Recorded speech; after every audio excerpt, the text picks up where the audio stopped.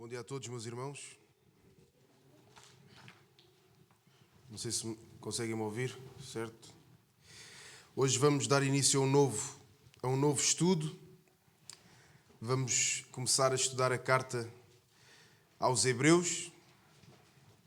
Do seu autor, creio eu, que a maioria de nós sabe que não se sabe quem escreveu, não é? Se alguém souber quem escreveu a Epístola aos Hebreus, ou não é membro ou vai deixar de ser. Não é? Porque descobrir isso hoje, passado tantos anos, era de facto uma maravilha, não é? Hoje vamos ler então o primeiro capítulo e abordar o primeiro capítulo de Hebreus, uma carta escolhida intencionalmente depois do estudo que eu fiz com os irmãos em Neemias, não é? Eu brincava e temos exatamente o mesmo número de capítulos. Tivemos 13 em Neemias, teremos 13 em Hebreus. E hoje vamos começar exatamente por ler o primeiro capítulo. São somente 14 versículos. Nesse aspecto estamos mais facilitados do que em Neemias, não é? Não quer dizer que o conteúdo seja mais fácil, mas em nomes estaremos mais facilitados. Vamos ler, meus irmãos, Hebreus capítulo 1. Diz: havendo Deus outrora falado muitas vezes e de muitas maneiras aos pais pelos profetas, nestes últimos dias nos falou pelo Filho, a quem constituiu herdeiro de todas as coisas, pelo qual também fez o universo. Ele, que é o resplendor da glória e a expressão exata do seu ser, sustentando todas as coisas pela palavra do seu poder, depois de ter feito a purificação dos pecados, assentou-se à direita da majestade nas alturas, tendo-se tornado tão superior aos anjos, quanto herdou mais excelente nome do que eles. Pois a qual dos anjos disse jamais: tu és meu filho, eu hoje te gerei? E outra vez: eu lhe serei pai e ele me será filho. E novamente, ao introduzir o primogênito no mundo, diz: e todos os anjos de Deus o adorem. Ainda quanto aos anjos diz: aquele que a seus anjos faz ventos e a seus ministros labareda de fogo. Mas acerca do Filho: o teu trono, ó Deus, é para todo o sempre. E cetro de equidade é o cetro do seu reino.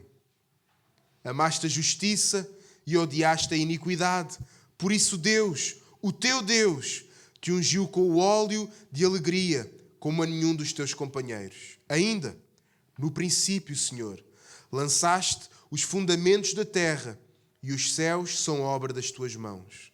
Eles perecerão, tu, porém, permaneces. Sim, todos eles envelhecerão, qual veste. Também, qual manto, os enrolarás, e como vestes serão igualmente mudados. Tu, porém, és o mesmo, e os teus anos jamais terão fim. Ora, a qual dos anjos jamais disse: assenta-te à minha direita, até que eu ponha os teus inimigos por estrado dos teus pés? Não são todos eles espíritos ministradores enviados para serviço a favor dos que hão de herdar a salvação? Vamos orar, meus irmãos, mais uma vez nesta manhã. Senhor nosso Deus, mais uma vez nos achegamos a Ti com ousadia, pedindo que Tu possas mais uma vez falar aos nossos corações por meio das Tuas sagradas Escrituras. Que cada um de nós que está aqui hoje, nesta manhã, tenha o seu coração aberto para receber a Tua palavra, mas que Tu também possas abrir as nossas mentes para a entendermos. Nós oramos isto no nome do nosso Senhor e Salvador Jesus Cristo. Amém. Amém, meus irmãos. Podemos ficar sentados. Hoje começamos uma nova série. Como eu dizia, não é por acaso que depois de Neemias chegamos agora a Hebreus. Neemias terminou a mostrar-nos algo muito claro, a mostrar-nos que o problema do homem, ele nunca foi apenas externo. O problema do homem nunca foi apenas o muro que precisava ser reconstruído. Nunca foi apenas a organização do povo de Deus, da cidade, da nação. Mas o problema sempre foi o próprio coração humano. E Hebreus começa exatamente aí. Não com o homem, mas com Cristo. Porque depois de vermos em Neemias a incapacidade constante do povo permanecer fiel, vimos durante 13 capítulos, o povo faz, o povo erra. Deus manda, o povo começa, mas perde-se no meio da obra. Então, meus amados, Hebreus abre os nossos olhos para aquele que permanece perfeito, suficiente e aquele que também é eterno. Mas lá em Neemias não havia este Cristo. Lá em Neemias, este Jesus Cristo, ele ainda não tinha vindo a esta terra.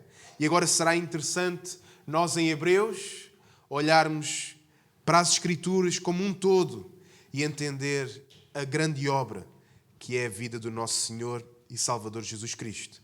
Então, se tivéssemos de resumir a mensagem de Hebreus numa frase, talvez a frase fosse esta: Cristo é superior a tudo aquilo em que o homem tende a confiar.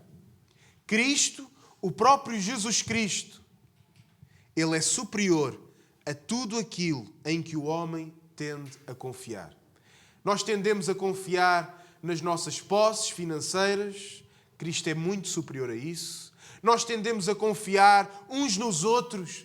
Cristo é muito superior a isso. Nós tendemos a confiar no nosso status, na nossa posição, quer na nossa casa, como família, quer no nosso emprego, quer na nossa sociedade. Cristo é muito superior a isso. Então Cristo, ele é superior a tudo aquilo em que nós tendemos a confiar. E esse é o nosso primeiro problema. Nós tendemos sempre, com o nosso coração humano, carnal, a confiar em algo que não o próprio Cristo. E o capítulo 1 apresenta-nos exatamente isso. Não apenas um mestre, não apenas um profeta, tal como Neemias o era, não apenas um exemplo a seguir, mas sim o Filho eterno de Deus. O texto não começa com o homem à procura de Deus. O texto começa com o próprio Deus a revelar-se ao homem. E isto mostra-nos mais uma vez e nos lembra que o Evangelho não começa na nossa iniciativa humana, em querermos chamar a atenção de Deus, em querermos fazer um evento para Deus estar presente neste lugar, mas começa somente no próprio Deus. Amém? Então o nosso primeiro ponto desta manhã é: Deus falou de forma definitiva em Cristo. Deus falou de forma definitiva em Cristo. O texto começa a dizer o seguinte: havendo Deus outrora falado muitas vezes e de muitas maneiras aos pais pelos profetas. Sei que é muitas vírgulas em poucas palavras, não é? Mas ajuda-nos a nós entendermos os tempos e quem fala. Então Deus antigamente já falou de muitas maneiras a quem? Aos nossos pais, aos nossos antepassados, por intermédio de quem? Pelos profetas. A Bíblia começa com um Deus que fala. Disse Deus: haja luz. Não um Deus distante, não um Deus silencioso, não um Deus escondido, mas um Deus que se revela, um Deus que se autorrevela, um Deus que comunica com o homem, um Deus que torna também conhecida a sua própria vontade. Então, obviamente, nós, como cristãos, devemos procurar entender, conhecer a vontade de Deus, mas a beleza de tudo isso é que é o próprio Deus que vai revelar-se, que se vai revelar ao seu povo. E o autor diz que Deus falou muitas vezes e de muitas maneiras. Deus falou através de profetas. Digam-me só, que horas é que eu comecei? Ninguém notou, não é? O Rafa sabe o que minutos é que vamos.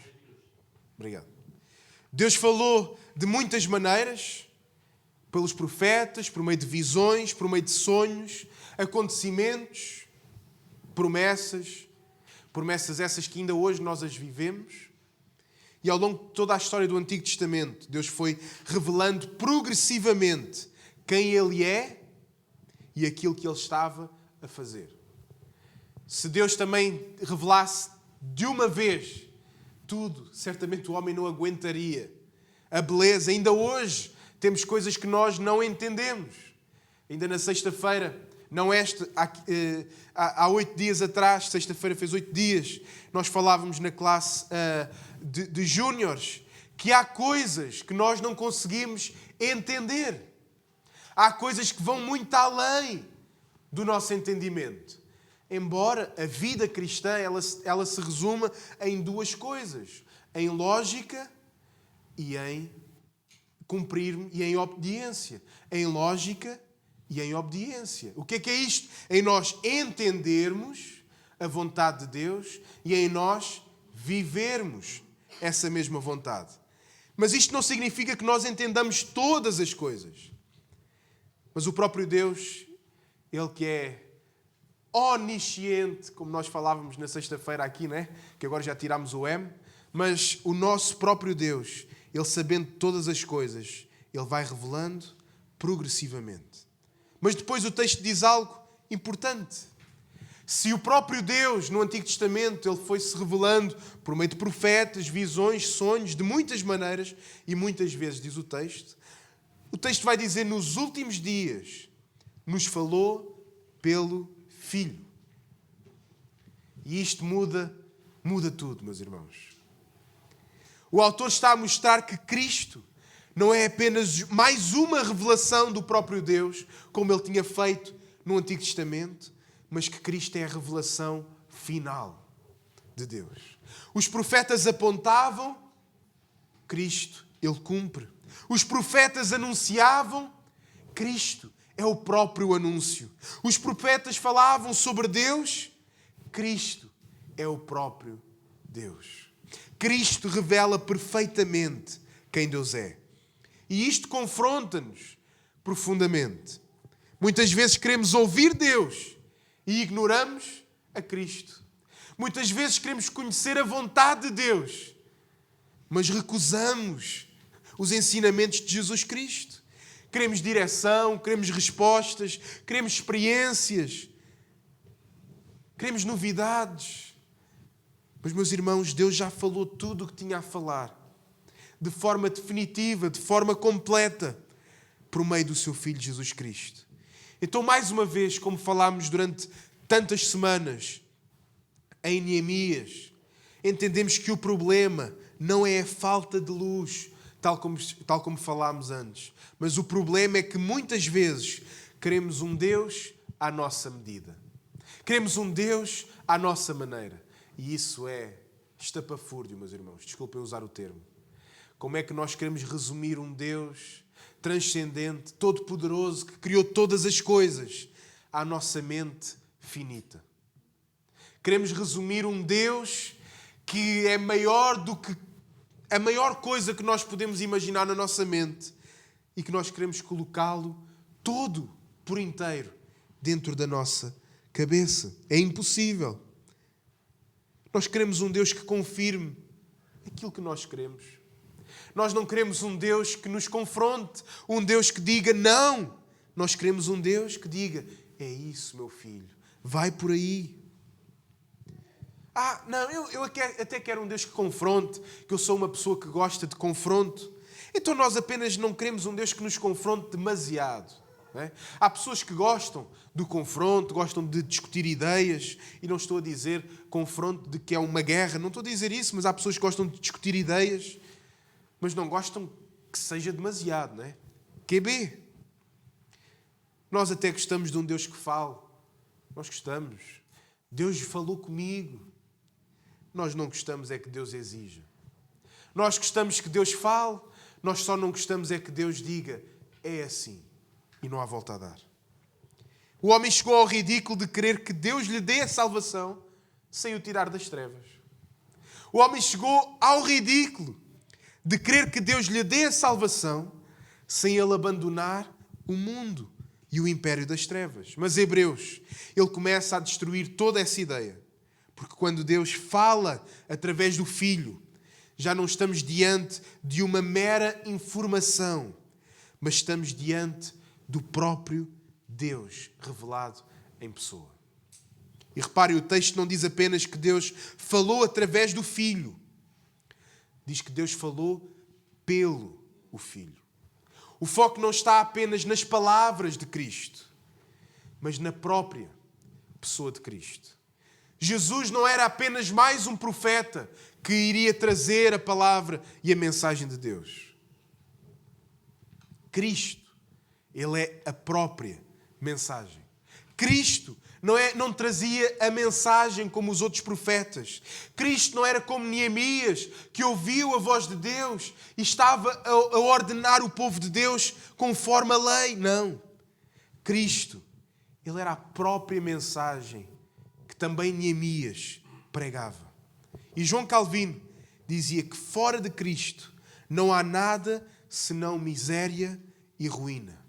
E meus irmãos, Hebreus começa desta exata forma, não a apontar para nós mesmos, mas a levar-nos imediatamente, a levar os nossos olhos, imediatamente para Cristo, para Jesus Cristo, para o Deus feito homem. Tudo o que o homem precisava encontrar, o homem encontra somente em Cristo Jesus. E isto muda completamente a forma como nós lemos a Bíblia, porque a Bíblia não é apenas um conjunto de histórias morais de grandes homens usados por Deus. Não. A Bíblia não é apenas um manual de excelentes princípios, de que se nós vivermos conforme esses mesmos princípios, sejamos homens e mulheres magníficos. Não. A Bíblia é a história de Cristo. Os profetas apontavam para Cristo. Os sacrifícios apontavam para Cristo. O templo apontava para Cristo. Os reis apontavam para Cristo. Tudo caminhava para Cristo. E isto é importante porque há pessoas que conhecem a Bíblia, mas não conhecem a Cristo. Conhecem a história, mas não conhecem a Cristo. Conhecem a doutrina, mas não conhecem a Cristo. Conhecem a linguagem cristã, mas não conhecem a Cristo.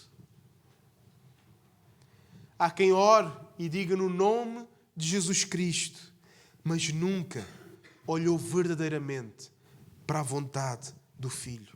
Quando nós oramos e dizemos em nome de Jesus Cristo, nós estamos a orar como que aquela oração que nós fizemos é a própria vontade do Filho. E Hebreus começa por dizer, se queremos compreender o próprio Deus corretamente, tiremos os nossos olhos de homens, de moralismos e olhamos simplesmente para Cristo. Porque ninguém conhece verdadeiramente a Deus, rejeitando o Filho de Deus. Então, meus irmãos, isto é profundamente importante para a Igreja nos dias de hoje, porque o cristianismo não é apenas um conjunto de princípios, não é apenas moralidade, não é apenas uma religião. O cristianismo é Cristo. Parece redundante dizer que o cristianismo é Cristo, mas esta é a realidade, meus irmãos. E é aqui que muitos, mas mesmo muitos, falham. Aproximam-se da igreja, aproximam-se da religião, aproximam-se da tradição, mas nunca se aproximam de Cristo. E Hebreus não nos deixa começar por outro lugar. Hebreus leva-nos, e o próprio livro começa a levantar imediatamente os nossos olhos para Jesus Cristo. E chegamos assim ao nosso segundo ponto. Cristo é superior porque Ele é o Filho eterno de Deus. Cristo é superior a todos os homens porque Ele é o Filho eterno de Deus. O texto continua na segunda parte do versículo 2 até ao versículo 4.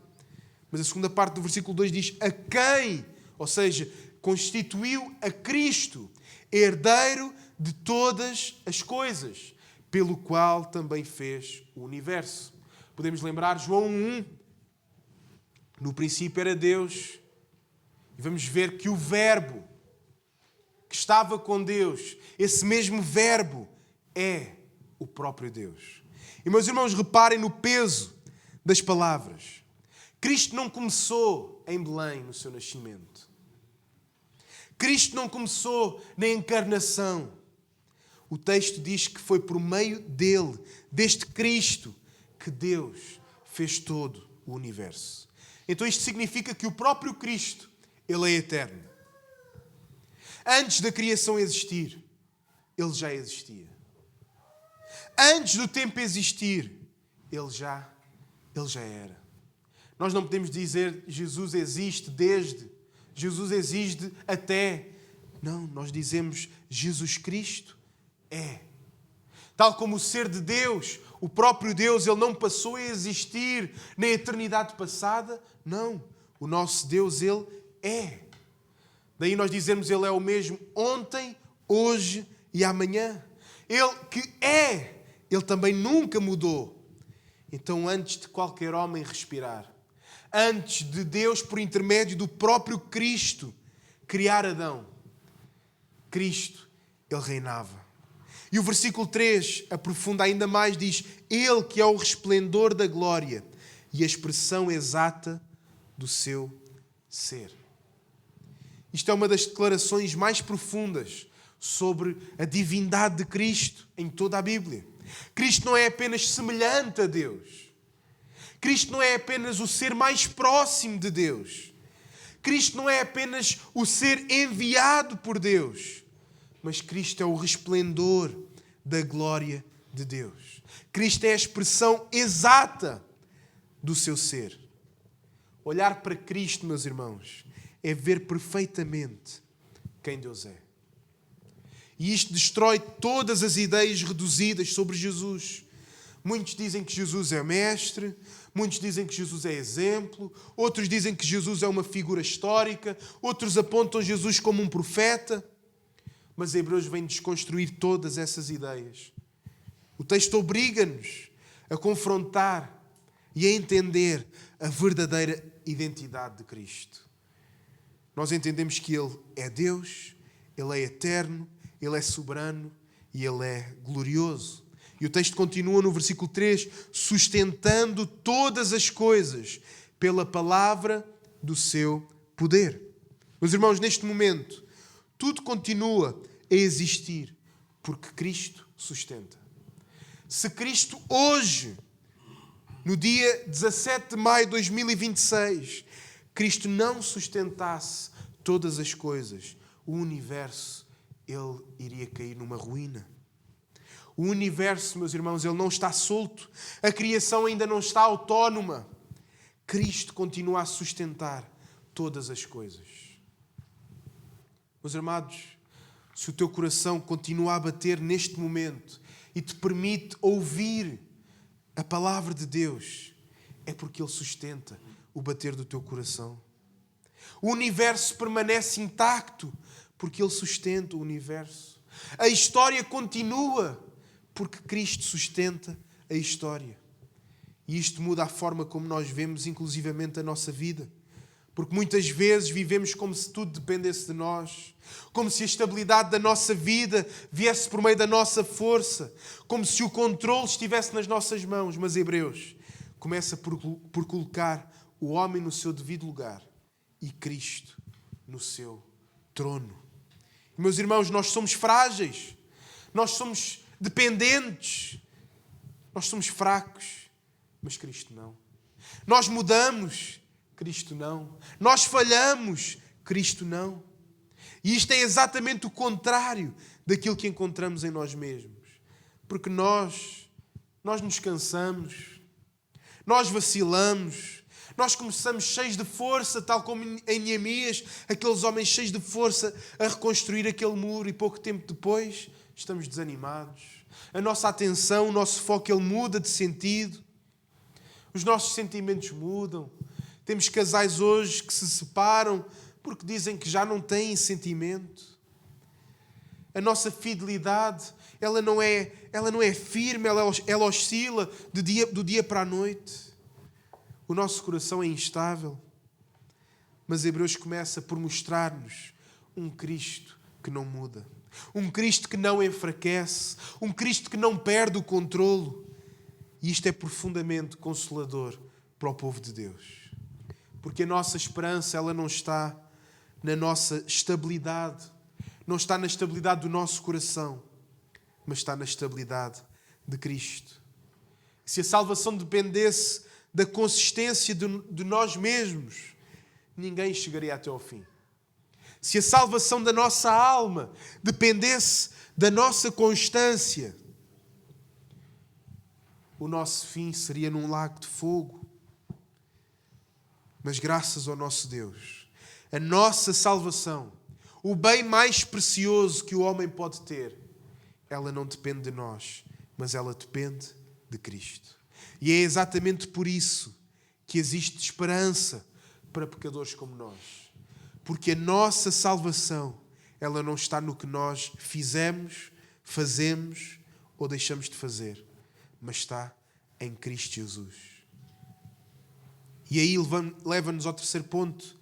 Cristo fez aquilo que ninguém mais poderia fazer. Cristo fez aquilo que ninguém mais poderia fazer.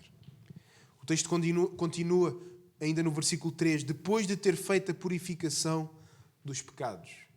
Talvez ao lermos esta passagem podemos passar rapidamente por este pequeno excerto, mas isto é o centro de todo o Evangelho. Porque toda a glória apresentada até aqui poderia apenas esmagar-nos. Toda a glória, entendermos o tamanho, a dimensão do poder de Cristo, isso nos esmagaria. Podemos pensar no maior ser que possa existir ou não existir e a nossa mente criar. O maior ser com uma altura daqui aos céus. Imaginando o que é que seria ser pisar-nos em cima da nossa cabeça e nós sermos esmagados. Meus irmãos, seria de uma imensidão muito maior do que essa. O terror que seria o nosso Senhor Jesus não ter ido à cruz.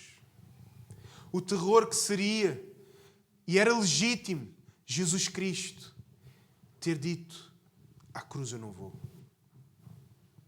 O terror que seria.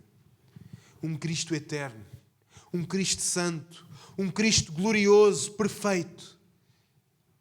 Mas ainda assim, depois de ter feito a purificação dos pecados. Um Cristo, um Deus, um homem que não precisava de ir àquela cruz.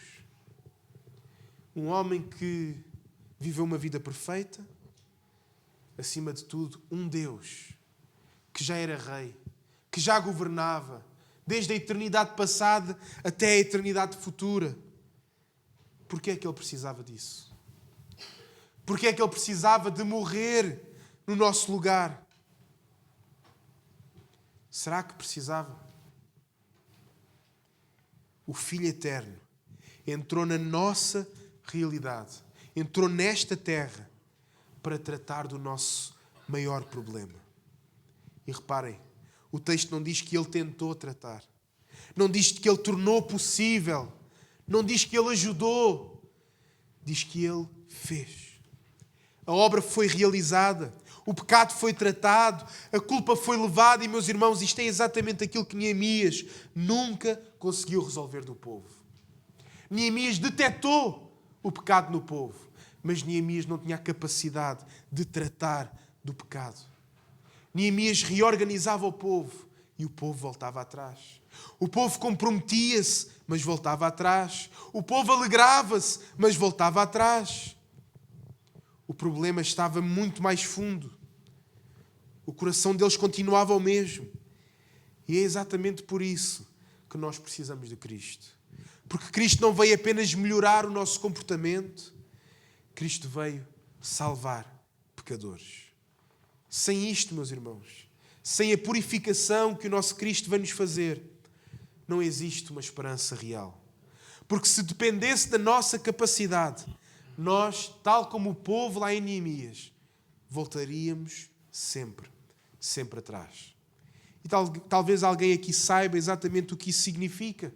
Talvez alguém pense, eu já tentei mudar, eu já prometi, eu já decidi e voltei atrás. E Hebreus começa exatamente aqui. Meu amado, a esperança, ela não está em nós. Se tu já tentaste e voltaste atrás, não está tudo acabado. A esperança não está na quantidade de vezes que tu tentaste e caíste. A esperança está quando nós olhamos para Cristo.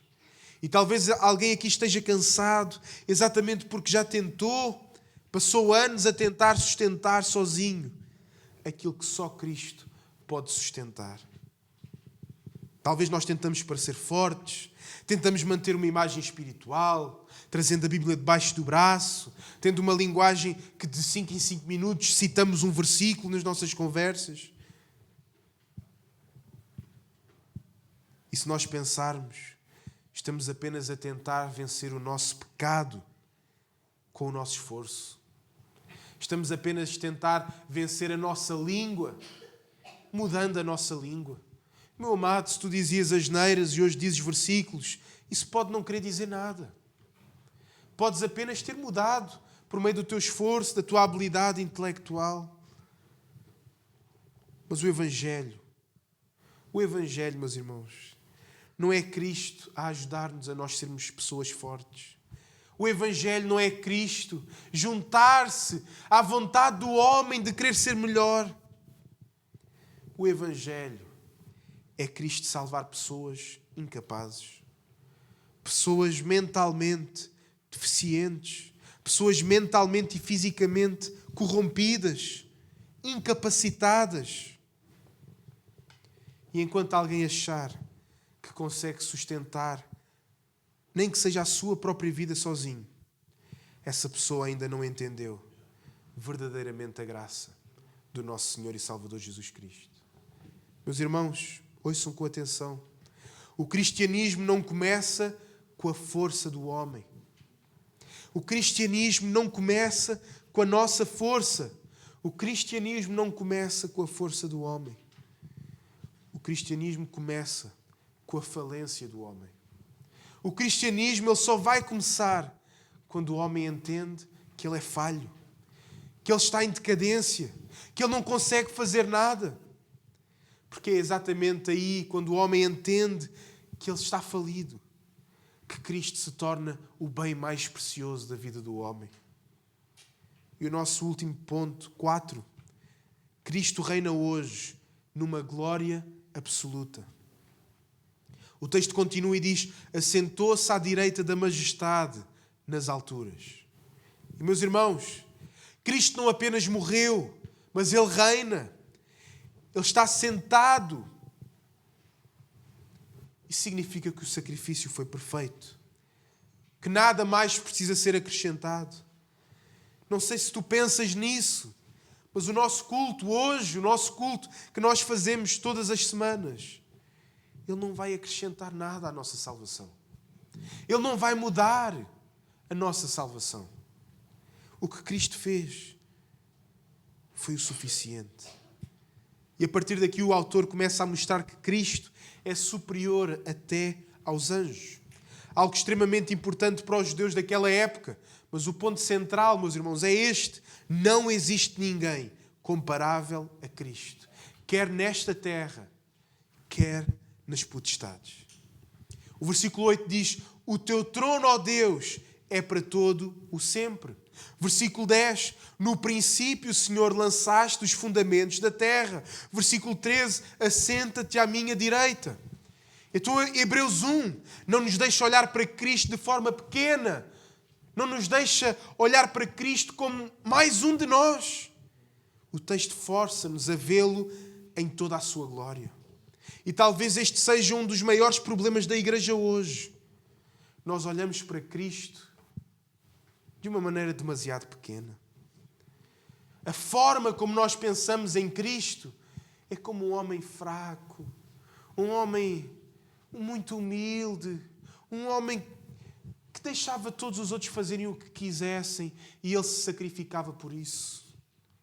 E nós resumimos Cristo a um ser pequeno, a um ser ridicularizado por todos.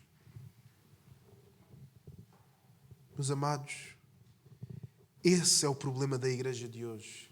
Resumir Cristo Jesus aos nossos pequenos pensamentos. Nós resumimos o Rei, aquele pelo qual o universo foi feito, resumimos-lo a um sacrifício. E Ele é muito mais do que aquilo que Ele nos deu. O nosso Senhor, Ele é muito mais do que aquilo que Ele nos deu. Cristo é muito mais do que o seu sacrifício. E quando Cristo Ele se torna pequeno aos nossos olhos, o pecado deixa de parecer tão grave, o mundo parece mais atraente, a obediência torna-se opcional na nossa vida. Mas quando vemos verdadeiramente quem Cristo é, tudo muda. E, meus irmãos, não existe vida cristã forte com uma visão pequena ou fraca de Cristo. Não dá para nós sermos fortes enquanto cristãos se olhamos para Cristo de maneira pequena. E por isso, meus irmãos, a pergunta desta manhã é esta: quem é Cristo para nós? Não apenas na teoria, não apenas na doutrina, mas no nosso coração, na nossa mente, quem é Cristo? É possível nós passarmos anos na igreja e ainda termos uma visão pequena de Cristo. É possível passarmos anos na igreja, criticarmos os católicos, porque eles têm Cristo na cruz ainda, e vemos, Jesus já não está naquela cruz, que imagem má. E nós achamos exatamente o mesmo, só não temos a cruz posta. Nós, quando pensamos em Jesus, só pensamos em Jesus na cruz, mas não pensamos em Jesus no trono. E quando isso acontece, quando nós passamos a ver o Jesus, não só no seu sacrifício, na sua morte, mas na sua vida, nós passamos a ver todas as coisas de outra maneira.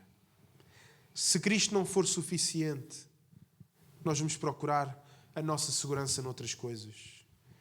Se Cristo foi apenas um homem que foi a uma cruz,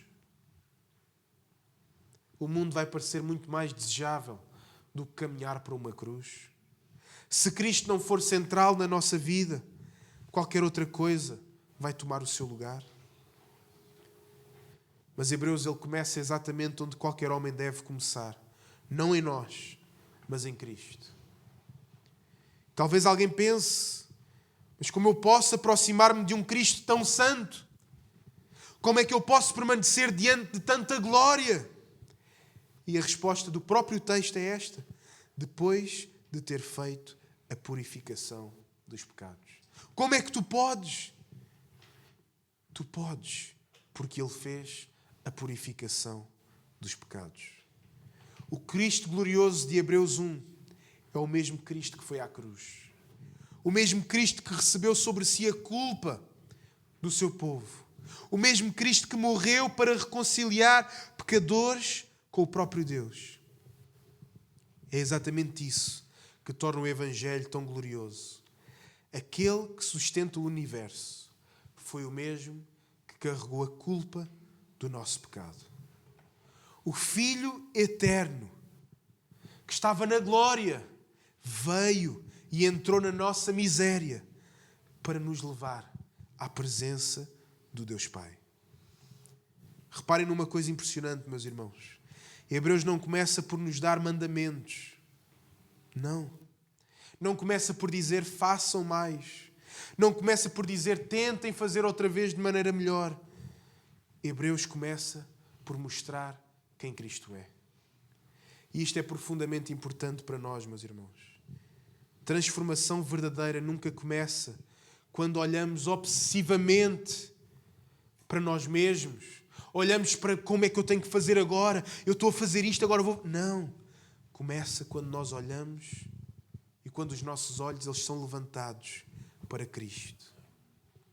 Muitos vivem a vida cristã presos em si mesmos, presos nas suas falhas, nos seus medos, na sua culpa, na sua instabilidade. E Hebreus entra exatamente aí e diz: Olha para Cristo. Não olhes para aquilo que tu consegues e não consegues fazer. Porque quanto menor Cristo parece aos nossos olhos, maior o mundo parece. Quanto menor parece Jesus Cristo, maior parecem as coisas que o mundo tem para nos dar. Mas quando vemos Cristo corretamente, todas as coisas, elas voltam para o lugar correto. E talvez o maior problema de muitos de nós não seja apenas pecado. Talvez seja termos passado demasiado tempo a olhar para nós e pouco tempo a olhar para Cristo. Talvez tu penses, eu não tenho um pecado grande na minha vida. Eu não estou a cometer adultério. Eu não... Imagina tudo o que tu podes imaginar. E tu dizes, eu não estou a fazer isso. Talvez tu estás a resumir Cristo ao seu sacrifício. E não olhas para a poderosa, infinita e gloriosa posição que Ele tem no universo. Então, meus irmãos, Hebreus começa de forma certa e clara, não com o homem, mas com Cristo. E isto é exatamente aquilo de que precisamos, porque enquanto olharmos para nós, haverá instabilidade, haverá falha, haverá medo. Mas Hebreus levanta os nossos olhos, mostra-nos um Cristo eterno, perfeito, soberano, suficiente e glorioso. E a pergunta que nós fazemos, estamos realmente a olhar para Cristo? Martinho Lutero dizia, a fé verdadeira é desviar os olhos de nós mesmos e fixá-los em Cristo. E é exatamente isso que Hebreus faz logo no primeiro capítulo. O livro não começa com o homem, começa com Cristo. Enquanto olhamos para nós, haverá instabilidade. Mas quando olhamos para o nosso Senhor e Salvador Jesus Cristo, o verdadeiro Filho de Deus, encontramos finalmente uma esperança segura, uma esperança eterna. Porquê? Porque no fim, meus irmãos, no final de contas, o problema nunca foi a falta de esforço humano. O mundo esforça-se. O mundo, cada pessoa tem a sua crença e quer viver uma vida melhor. Quer fazer o suposto bem. O problema sempre foi a falta de um Salvador perfeito. E Hebreus começa a anunciar exatamente isso. Esse Salvador, Ele existe. Esse Salvador, Ele é real. E o seu nome é Jesus Cristo. Amém, meus irmãos? Então que nós não olhamos e não resumamos Cristo ao seu sacrifício, mas olhamos para a sua glória eterna. Esse mesmo Deus, feito homem, o Deus Filho, Ele que nos está a aguardar e nos irá receber dentro em breve. Amém, meus irmãos? Vamos louvar juntos o nosso Deus.